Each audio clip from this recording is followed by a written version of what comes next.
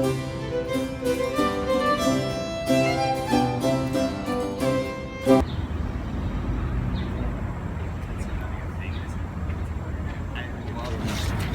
off immediately.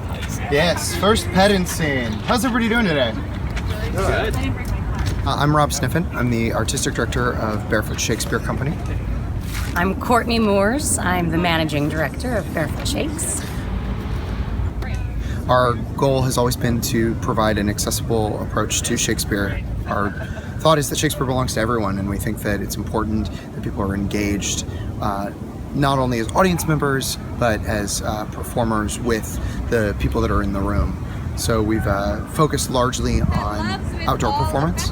D sol re, one clef, two notes have I. I read that I profess. We love playing in the park, and we invite our audiences to join us on these great adventures and journeys. We encourage feedback and vocalizations, and we feel like these plays are a dialogue, and we like to feel like our audience is right there with us, and we've invited them along to take the journey with the characters on stage. I am not Felicio, nor a musician as I seem to be. I read Shakespeare like many of us do in middle and high school, and I loved it right away.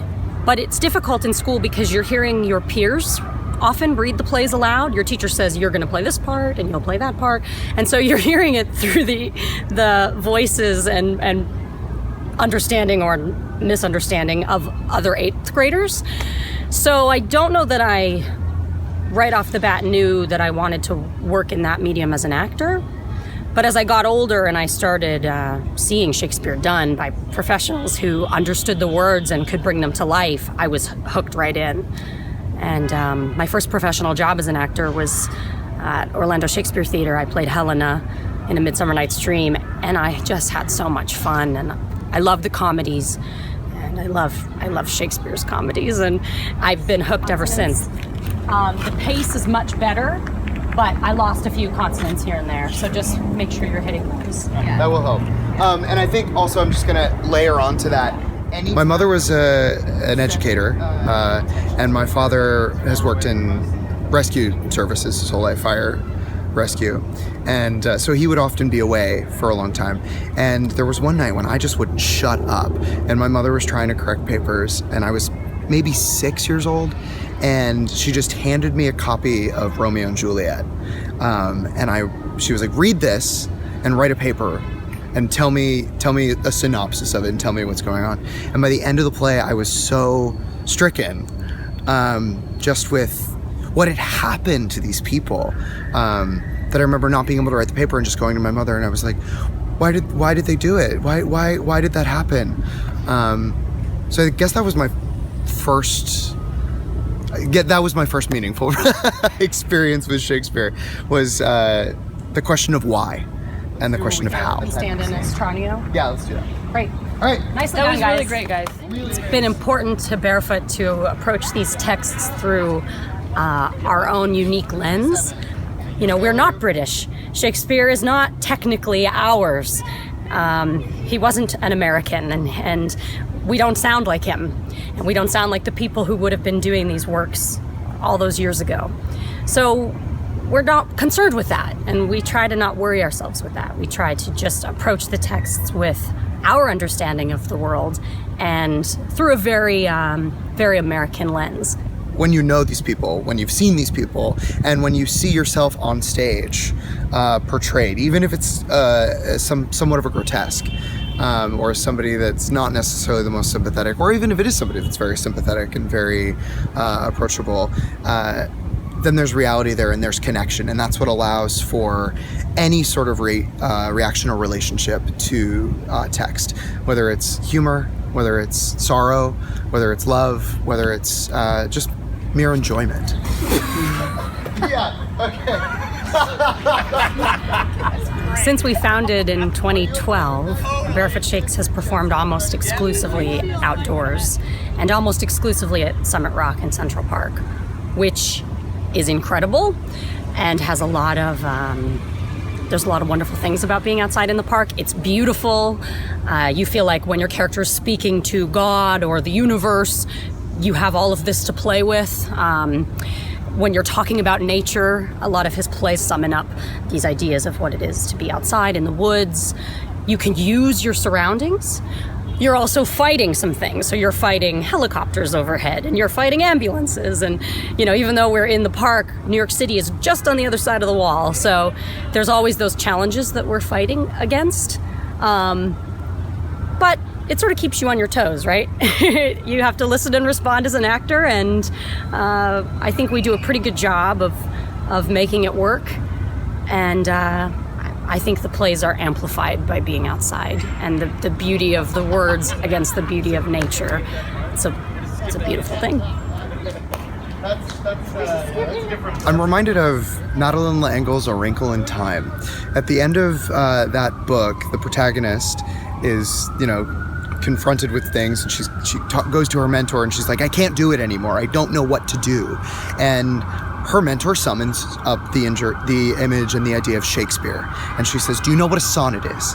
A sonnet is a very strict form of poetry, 14 lines of verse, a very strict rhyming structure, ending with a rhyming couplet, and a very strict rhythmic structure as well. But within that strict limitation, as we hear the ambulance coming by right now, you're given so much freedom to create something beautiful. I personally, as a artistic director, dream of the day when I have a theater building and I can look back at these early productions that we've done and tell a set designer, hey, here's a picture of Summit Rock. Can you build me that on stage? Because having that strict limitation in these, how do you play an indoor scene? How do you play a bedroom scene that's very intimate on this exposed rock? How do you do the balcony scene from Romeo and Juliet where there's no balcony? And I think that opens up the creative mind. And if you're listening, it's usually in the text. And usually something in the text will cue you as to where it can come from, where it can go. Yeah. I think that's cute. To be great at Shakespeare is a complicated question because there's many ways that one can be great at Shakespeare. I think that in order to be a great Shakespearean, whether it's an actor, whether it's a director, whether it's a literary critic, whether it's an audience member, what is most required is an open mind and an open heart. Because if you approach it that way, if you approach it as much as you can with preconceptions removed, not fears, not joys, all of that belongs to your experience.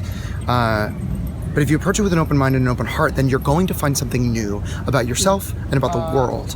We'll work this when Isaac gets here. There's never an instance in my life, whether I'm bartending, whether I'm on a subway, whether I'm walking down the street, whether I'm getting food from a delivery guy, where I'm not somehow reminded of something that happens in Shakespeare. There's always a moment. But I think to be a great Shakespearean requires that true openness, and it's openness not only to others, which is something that we always look for, not only openness to the people on stage with you or off stage with you, the people you're working with, but also to the third party, the unknown. And if you can open yourself to that, the thing that comes in from left field and hits you and changes you, then you have a chance at being a great Shakespearean. Everybody's so afraid of kissing. Do you need us to demonstrate? No. All right, from the top. I think that this is exactly the struggle that we all deal with when it comes to love. I do much wonder that one man, seeing how much another man is a fool when he dedicates his behaviors to love, will, after he hath laughed at such shallow follies in others, become the argument of his own scorn by falling in love. And such a man is Claudio. I have known when there was no music in him but the drum and the fife, and now he will rather hear the tabor and the pipe. I have known when he would have walked 10 miles afoot to see a good armor, and now will he lie 10 nights awake, carving the fashion of a new doublet. He was wont to speak plain and to the purpose, like an honest man and a soldier, and now he is turned orthography. His words are a very fantastical banquet, just so many strange dishes. May I be so converted and see with these eyes? I cannot tell. I think not. love may transform me into an oyster. But till he hath made an oyster of me, he shall not make me such a fool. One woman is fair, yet I am well. Another is wise, yet I am well. Another virtuous, yet I am well. But till all graces come in one woman shall not come in my grace. Rich she shall be, that's certain. Wise, or I'll none. Virtuous, or I'll never cheapen her. Fair, or come not near her. Noble, or not I for an angel. Of good discourse, an excellent musician, and her hair shall be whatever color it please God.